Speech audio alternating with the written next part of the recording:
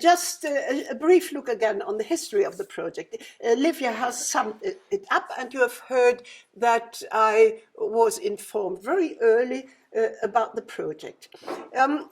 Livia, I think at one point you have to write the project history to document for others how it is to do such a huge project and which elements have to be involved to cover the whole field. Yeah, well, the point is, at some point, you get an idea. I've had huge projects too, and for me, it was sometimes 10 years, 15 years, till these ideas came to fruition, because you need money to have big projects. And this is very similar in this case, because Livia told us in the 90s, she already had the idea. Well, the point it was she was living in Pakistan, and so that multi-diverse society, but also coming from another society, and so the need for these issues. And well, we met in 2012 at a small-scale conference in Oslo on women judges in the Muslim world. And Marius was there showing us his film on women judges in Pakistan. This is how we met. Well, later a book appeared on that issue. And then Livia at one point started to discuss about her ideas. A difficult point for the project was to find a suitable place for it. Initially, we had discussed, could we have it in Onyati at our Social Legal Institute, but the environment was not developed enough for a project of that size. We were very sorry for the Onyati Institute. It would have been wonderful to have it. And so those places who had it in their hand can really be lucky that they can well, use it like a star on the shoulder. Yeah, I have attended one former conference, that on the indicators of impact here in Oxford, which was in 2019, and I've also enjoyed it enormously and learned a lot about it. But the point for me now also is to see how the project has developed in these 3 years, and this is overwhelming, I can tell you. Because it is such a huge project. We got all the figures over the last few days. These 16 countries, 45 team members for data collections, the collaborators, etc., etc. And running a project over 5 years and now plus a couple of months to write the final report is really a strain and a burden. But in the end, Livia, you will be very content to have it done. Well, I think you have been content over the course of the project too, but I think it's good to be reminded that the outcome is so good and so important. I can only congratulate you. I don't know how you've managed to have found all these experts and all these wonderful people working for you. Well, maybe it was a snowball system, I don't know. I run huge networks, but still, for some points, it's sometimes almost impossible to find someone, but obviously you have done well. And then the huge projects with all these elements, and also with all the technical sides, the videos, webpage, etc., etc. Yeah, and the point also, I have to say, you have to manage this project extremely well. I said, this very diverse team with very diverse cultural backgrounds, and my view is that you've stayed quite calm. I tend to get nervous when the pressure gets too much, but you are always calm and friendly. So honestly, again, congratulations on that. Well, the necessity for the project was evident. And it has become more evident over time in recent years. And we had the presentation yesterday by Mark, who said, well, finally, the year 2015 has shown in Europe how much we need the project. And of course, the necessity is for countries with different ethnicities, and on the other side, for countries with large parts of migrants coming in. So these are two strands, but with equal problems and with equal needs. I've done consultancy work in Georgia, which is a small country with, I think, 3 million people living there, but 4 languages, and multi-ethnic too, and most other countries of which we don't think they are multi-ethnic. For example, Turkey, all Germans think a Turk is a Turk. No, it's multi-ethnic. So they have all these issues which are important for them. Then there was a point for me about the, what is the proper scope of the project? It has to do with law, court proceedings, work inside courts and outside courts. Now, I was a little worried yesterday when we heard about where cultural expertise matters. Well, cultural expertise matters, of course, everywhere. I'm an opera and theater addict, and you also need cultural expertise to for theater and opera performances. And so when I yesterday heard about Greece, well, it matters in healthcare, training, education, etc., I got worried, well, which is the limits of this project. But then I remembered, of course, also in healthcare, you have labor law problems between hospital and nurses, maybe, and the contracts, the people who go to hospital have to conclude with the hospital, etc., etc. So, yeah, methodology. I think you found the right way, methodological way of dealing with the project, a very good combination of qualitative and quantitative research. We have heard the elements you have combined. Then, of course, there have been difficulties. Well, one point was we are in the field of soft knowledge. And there always were the worries, what is cultural expertise? How do we define it? And it has changed a little over time, but this is also the thrilling process in a project, how things develop. So what is cultural expertise? Where does it matter? How does it matter? But I think, meanwhile, the picture is really quite clear. Of course, another difficulty is how the courts deal with it or want to deal with it. We have heard about usefulness perspectives. All the reporters on data collection talked about who considered the project to be useful. And there, of course, we still need a lot of work with all the judges and those involved in legal dealings in the field, because, of course, law is the bracket for the project, that they get aware of what they have to do.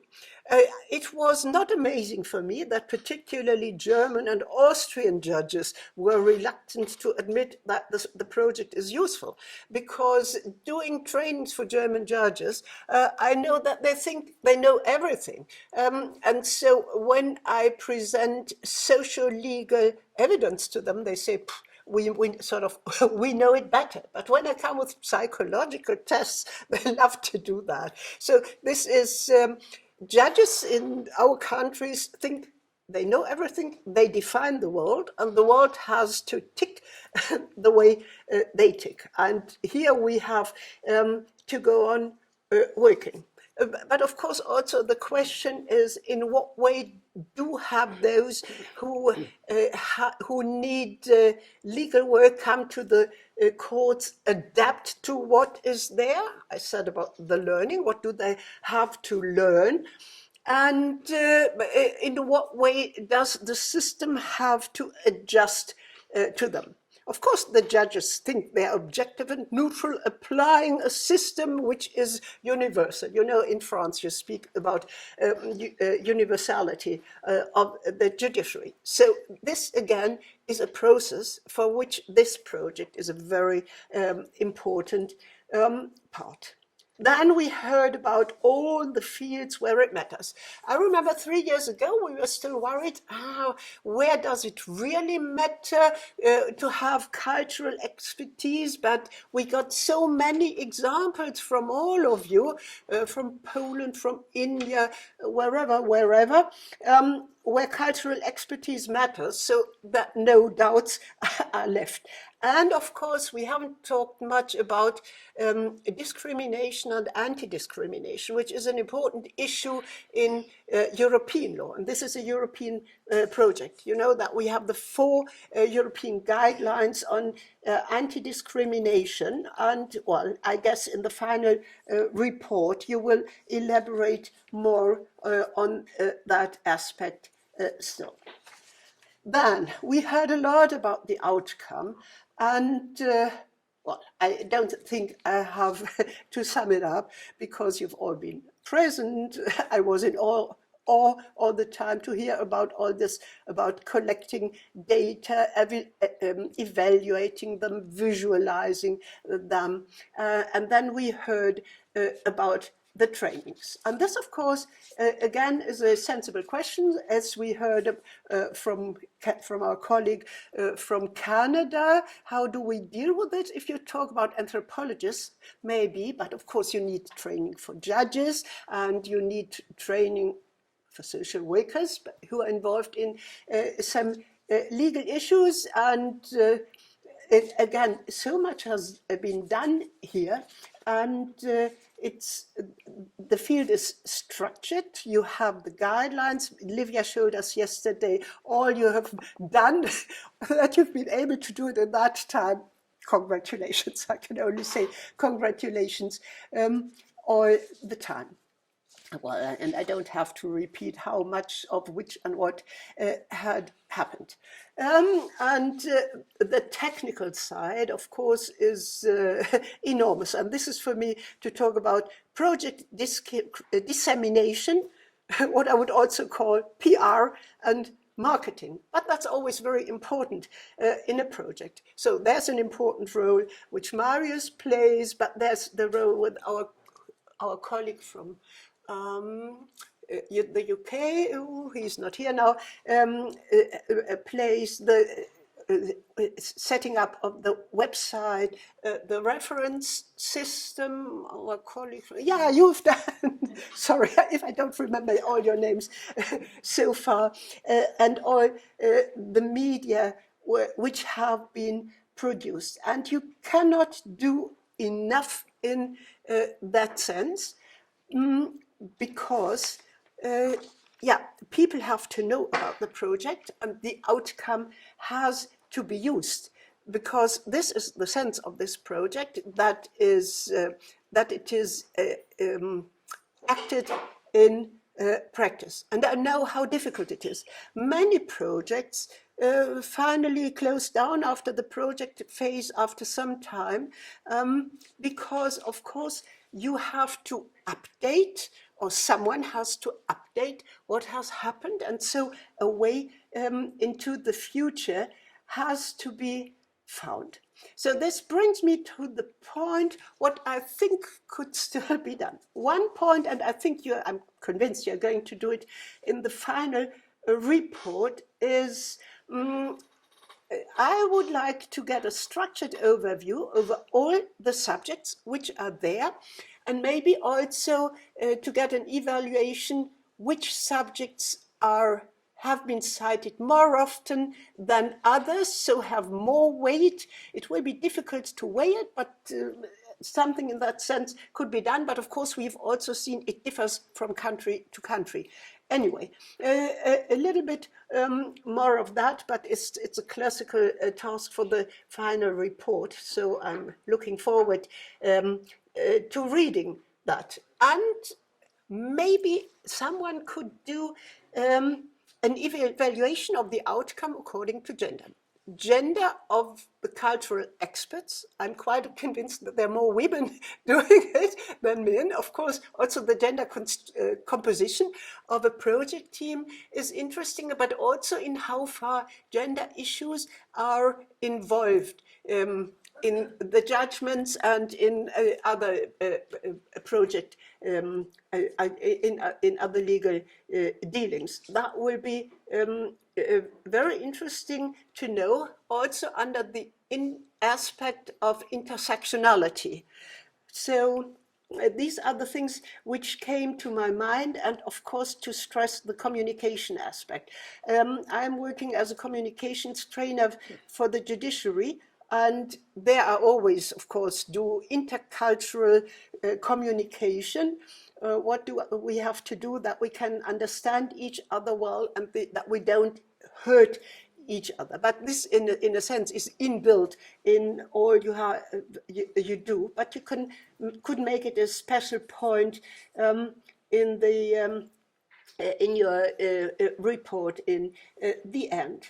Oh yeah, and what I should not forget to mention, of course, is considering the outcome, the many publications the project has already generated.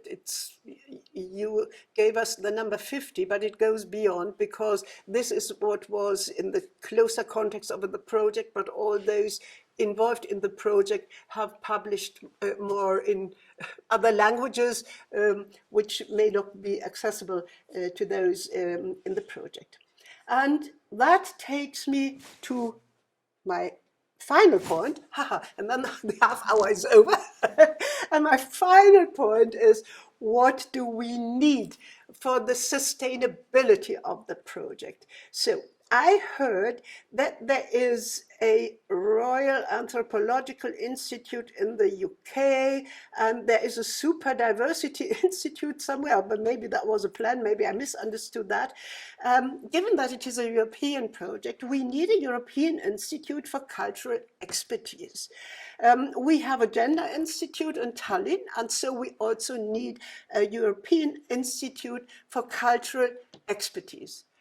How to achieve it, how to do it, I don't know, but I will be happy to be involved, to push some people, to press them, because that, in fact, would